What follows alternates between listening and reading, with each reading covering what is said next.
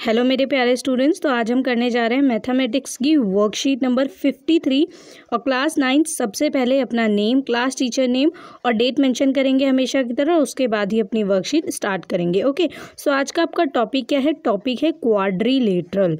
Quadrilateral क्या होता है आप ऑलरेडी पढ़ चुके हैं। चलिए इससे रिलेटेड जो है हम और पॉइंट समझते हैं। आपको दिया गया है कि रिक्वायर्ड प्रीवियस नॉलेज आपको क्या पता होना चाहिए? Understanding of quadrilateral. आपको पता होना चाहिए कि क्वाड्रिलेटर कौन सी फिगर्स होती हैं। Okay, then we learn that a diagonal of a parallelogram divides it into two congruent triangles. आपने पढ़ा था कि ये क्या है? एक पैरेललोग्राम है और पैरेललोग्राम में जो इसका डायगोनल होता है, ठीक है, वो क्या करता है कि दो इक्वल ट्राइंगल में इस क्वाड्रिलेटर को क्या करता है? इस क्वाड्रिलेटर या पैरेललोग्राम जो है ये फिगर, ठीक है, इस पैरेललोग्राम को दो इक्वल ट्राइंगल में क्या करता है? डिवाइड करता है और ये दोनों एक दूसरे क्या होते हैं? कॉन्ग्रुएंट होते हैं। तो यहाँ यही लिखा गया है कि अ diagonal of a parallelogram divides it into two congruent triangles. Okay, after this, in the given figure parallelogram ABCD is given where AC is its diagonal।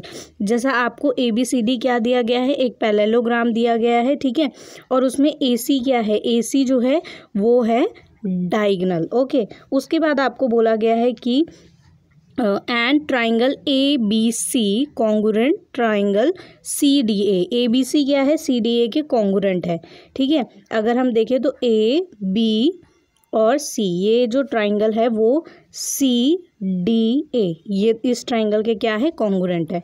Okay, उसके बाद आपको यहाँ पे बोला गया है कि triangle ABC and triangle CDA is congruent triangles.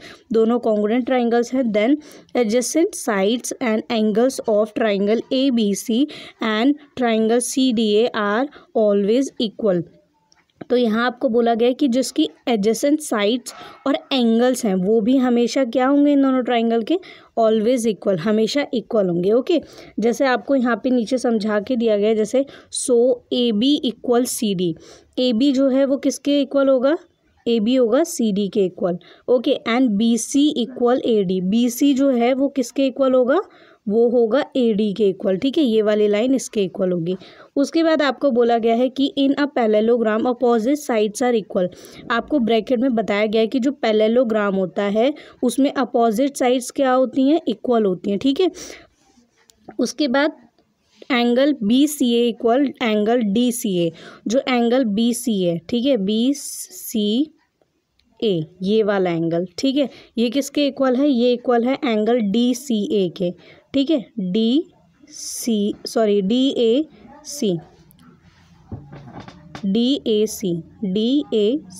ठीक है, ये वाला एंगल इसके इक्वल है। तो अगर आप ध्यान से देखिए तो BCA और DAC ये दोनों क्या है? अल्टरनेट एंगल्स हैं और दोनों ही इक्वल हैं। सो यहाँ पे आपको एंगल 6 और एंगल 5 जो है, 6 और 5 ये दोनों एंगल यहाँ पे गिवन है कि इक्वल हैं। उसके बाद दिया गया है कि angle CAB equal angle ACD, ठीक है, तो ACD के इक्वल है, मीन्स एंगल 3 एंगल 4 के इक्वल है। सेकेंड में अगर आप देखें तो एंगल 3 और 4 ये दोनों एंगल्स इक्वल है। देन जो थर्ड एंगल है वो है angle ABC equal angle CDA। तो ABC CDA के इक्वल है, ठीक है, और ये एंगल है एंगल 2 और एंगल 1।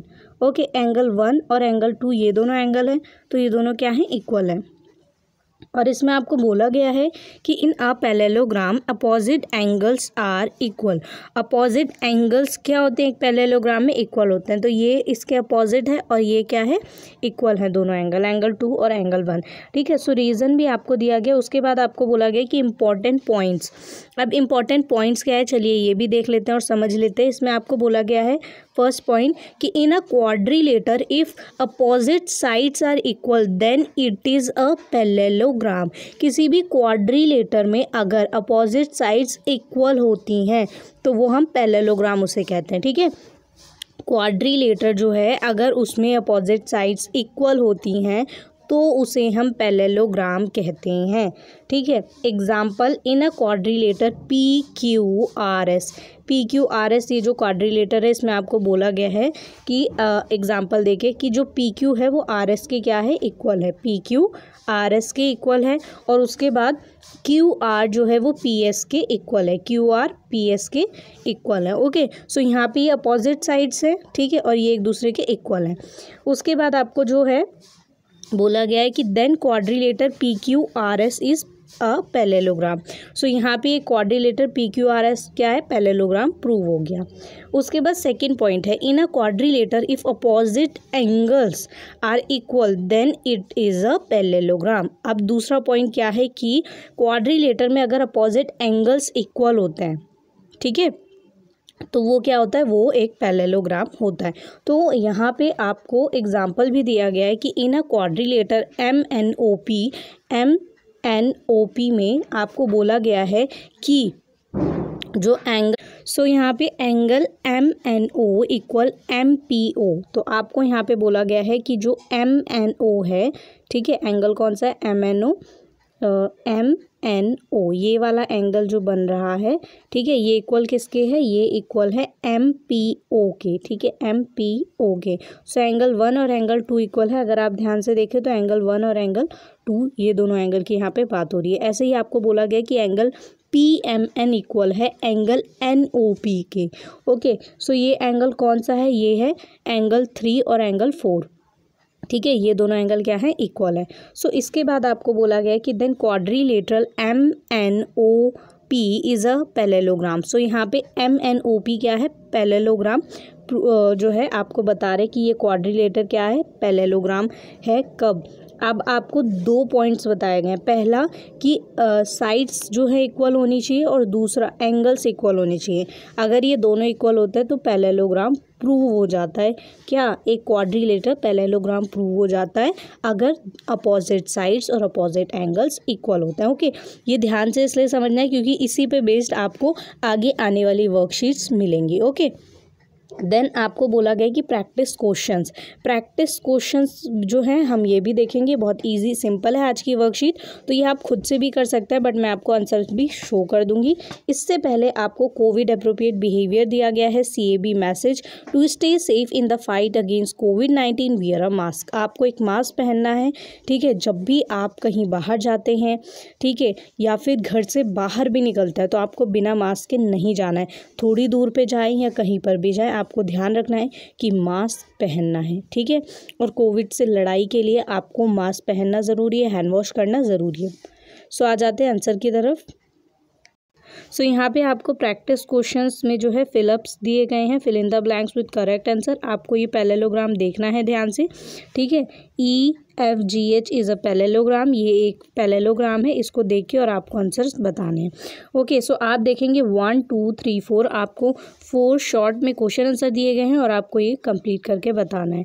सबसे पहले आपको बोला गया है कि फर्स्ट क्वेश्चन में ट्राइंगल EFH, जो EFH है, ठीक है, ये वाला ट्राइंगल, ये बोला गया है कि कॉन्ग्रुएंट है। किसके कॉन्ग्रुएंट होगा, सो आप देखेंगे GH और F, ठीक है, इसके कॉन्ग्रुएंट होगा। सो यहाँ पे हमने आंसर लिख दिया। देन सेकंड है EF इक्वल, EF किसके इक्वल होगा, EF यहाँ पे अगर आप देखें तो EF आपकी ये वाली लाइन है, ये इक्वल होगा GH के।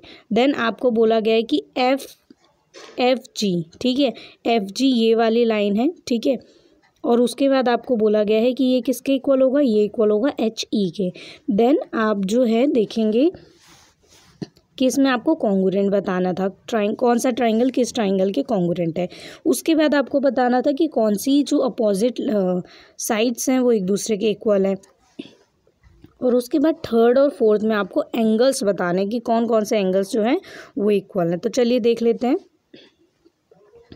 जैसे थर्ड है एंगल HEF जो है वो इक्वल है FGH के, ठीक है, और ऐसे ही आपको बोला गया है कि एंगल EHG जो है वो इक्वल है GFE के।